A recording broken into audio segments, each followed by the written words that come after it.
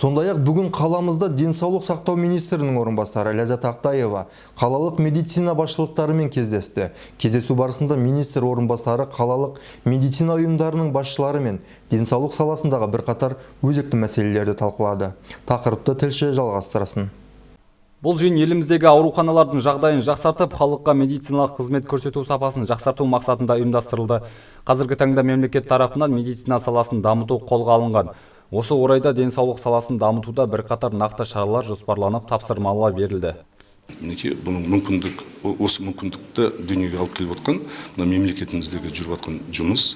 Өйткені әр азамат өзінің белсенділігін білдіртіп, егер де бір бұзушылықты көріп отырып, соны жоюға мақсаттанса, ол мүмкіндік бәрінде бар. Толығымен бар, сенім телефон бар. Біздің елбасының тапсырмасымен біздің қаламызда адалдық алаңының кеңсесі жұмысын жасап жатыр.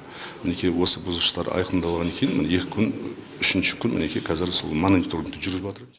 Денсаулық сақтау басшыларына осының барлығын ескерте отырып, алдағы жиында есебін тыңдайтын боламыз дейді мамандар. Қазіргі уақытта науқастың медицина орындарына тіркелуіне және емделуіне аса зор көңіл бөлініп отыр. Алайда мы знаем, что есть золотой час, надо принять меры для того, чтобы последствия инсульта минимально сказались на дальнейшей жизни человека. Здесь мы узнаем, что, во-первых, как говорят пациенты, скорая помощь их забирает в больницу на 4-й или на 11-й вызов.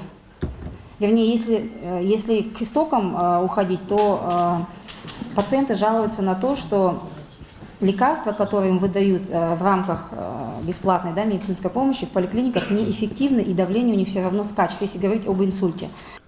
Қоғамның басты байлығы адам денсаулығы екенін ескере отырып, денсаулық сақтау министрлігі осындай келеңсіздіктердің орын алмау үшін медицина саласының қызметкерлеріне нақты тапсырмалар мен міндеттер жүктеді. Бауыржан Ибрагимов, Руслан Насиров, Қабылбек Мұратұлы, Нар Ньюс.